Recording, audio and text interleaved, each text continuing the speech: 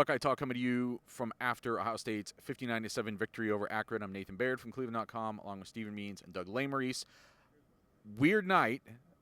Kind of an expected outcome in terms of the score, frankly. Ohio State covers the 48.5-point spread or whatever it finally was at kickoff. But some weird stuff at the end of the first half. Kayvon Pope was about to go onto the field, gets pulled back off, and senior linebacker who hasn't been playing and seems like frustration's boiled over, he gets into kind of a confrontation. Stephen, you saw a little bit more of what happened. Just what was your impressions of what happened there? So here's the deal. Kayvon Pope is clearly a situational linebacker in these passing situations. We saw that against Oregon. And so Ohio State went to that package initially when they saw what Akron put on the field. When Akron changed it up, of course, Ohio State changed it up. So because of that, Kayvon Pope comes off the field. Taraja Mitchell goes back on. Taraja goes to wave Kayvon Pope off the field. And as athletes can do sometimes, you probably get frustrated that you're not playing more and you have to come off when you probably haven't played the entire game. So that's where this starts. It's just simple. You're frustrated that you're upset. Everything after that is an escalation that probably didn't need to happen. Whether it's Ryan Day clearly mouthing, like send him into the locker room, or him getting into the arguments with coaches, him having to be held back by players, and eventually C.J. Barnett, who's in charge of the player development here, walks him into the locker room, and then he starts tweeting a bunch of stuff. Like one of them's been deleted. Profanities, but then he also followed it up later with good luck to my teammates and whatnot. But the point of the matter is... Actually, he said good luck Ohio State first, and then something else Ohio State after that. Yes, true. But the point of the matter is it started because he was upset because he wasn't playing more, and it escalated into something more, and then it ended up on the internet. So this isn't the first disturbance we've seen on the defensive side of the ball. Kayvon Pope, I think, had expressed some dissatisfaction going back to last season with his role. And when they went to the Bullet this year, I thought that meant probably an even smaller role for him, and that is what has played out. Sevyn Banks has been essentially in the doghouse this season. I don't know how else to describe it. They just had another senior linebacker, Dallas Gant, go in the transfer portal this week. So the culmination of all these things, Doug, you asked Ryan Day after the game, do you have a problem on defense? He kind of said, no, this is sort of an isolated incident. Guys need to be good teammates even when they're not playing. Do you think there's a problem with Ohio State's defense right now? The other thing he tweeted rhymed with luck. He didn't spell it correctly. So here's what I think. If Bill Davis was the linebackers coach and one of his players did that on the sideline, I would be tearing Bill Davis up. So I have to be like, coaches, what is up with this? Al Washington, what is happening with your room?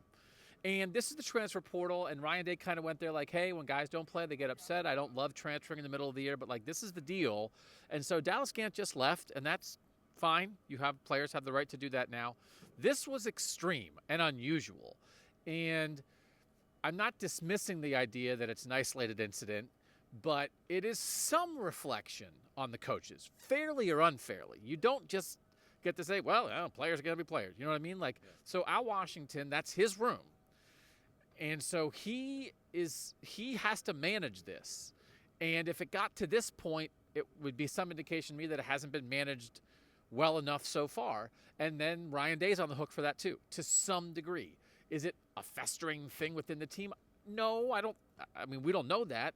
But I did sort of ask a question, Sevyn Banks, I didn't use Sevyn Banks' name, but this is not the first thing where there have been some veteran dudes and kind of having some weird, unexpected stuff happening. Now, we on Buckeye talk a lot about, hey, why don't they play the young guys?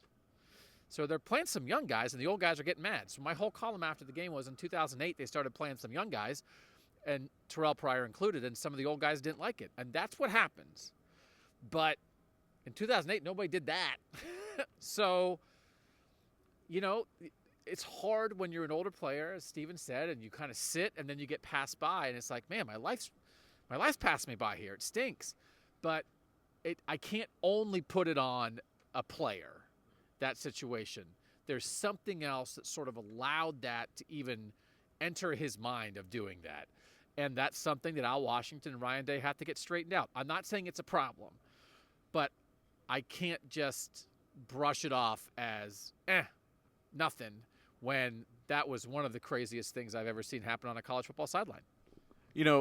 Coaches will bemoan the transfer portal, but they use it too, and they use it sometimes to avoid situations like this. You give guys a layout of where they are right now, and then they decide whether they want to stay in the program. Like Dallas Gant decided earlier this week he's going to go somewhere else. He transferred before he had played in. Well, I guess he could play up. You could have played this game and then would have had to transfer. But you get up to 4 games, you can still take a red shirt. So he's got either 1 or 2 seasons, depending on how he uses the last year with the COVID year. But he's going to go play somewhere else now. And I guess Kayvon Pope will probably try and do that now. But he picked a weird way to do it. Like, I don't think the best way to go into the transfer portal is to, like, douse yourself on fire and light a match. And that's essentially what he did tonight. But to your point, Doug, like, it's not just that they're playing young guys. It's young guys are making plays. Like, at every position, really. I mean, Cody Simon had a pick tonight after starting 2 weeks in a row at linebacker. You've got Tyleek Williams getting 2 sacks up front tonight, and Jack Sawyer getting his first sack up front tonight. And Cam Martinez now is a starter on this team. And it's just building from there. And right now you have this sort of collision between the holdover veterans, who some of whom, like these senior linebackers, have been here for 4 years and been waiting their turn, and then the turn came and it wasn't here. Like, it's not here for them. And then you've got these young guys who also last year were probably feeling a little bit hungry and couldn't get on the field at all, and now their time has come to, like, make their first impression, and they're sort of winning out. So I think in the end of the year, that collision might work out in Ohio State's favor. It's just a little bit messy right now. Let me add to that. I think this is culture talk, what you guys are talking about right now a little bit, and philosophy and all that stuff, but also the scheme change, so it's one less spot for people. But also I think the bigger thing is you see this a lot in college. They're playing their guys, the guys that they recruited. This happens when you have a change in coaches. Like, you start playing your guys because you know them, you recruited them, and you're developing them from scratch. Al Washington didn't recruit. Bill Davis recruited that 2018 class. Al Washington didn't recruit those guys. He recruited Cody Simon. He helped recruit Cameron Martinez. He helped recruit Lathan Ransom. And on offense, the 2020 guys, that's Ryan Day's first official recruiting class. This 2021 class and then the 2020 class and then the 2021 class is his first class from scratch. They're playing their guys who they know they developed from scratch, and now they're out there making plays. Meanwhile, the last remnants of Urban Meyer, the guys who kind of got blocked or never really developed the right way, they're kind of getting left off. That happens. This is how college football can sometimes work when you change coaches. It doesn't happen as much at Power 5 programs like Ohio State because coaches don't get fired. But for me, coming from a place like Kent State where coaches get fired all the time, you see this constantly. Coaches want to get their guys on the field as soon as possible because if I'm going to go out swinging, I'm going to go out swinging with my guys that I recruited, not somebody else's guys. Doug, from a culture standpoint, does it seem kind of like for lack of a better term, is like a controlled burn? Like you sort of burn down the forest and then like something better gets to grow up in its place potentially? But the thing is, like, it's got to happen fast. Like, we're already 4 weeks into this. Yeah, that's a really good point by Steven. I hadn't really thought of it that way, but I would think if the coaches heard you say that, they'd be like, no. But I think it can be subconscious because, like, you don't know the guys as well, right? Well, I didn't know you when you were in high school. I didn't talk to you in high because I didn't recruit you. Whether it just is the relationship's different.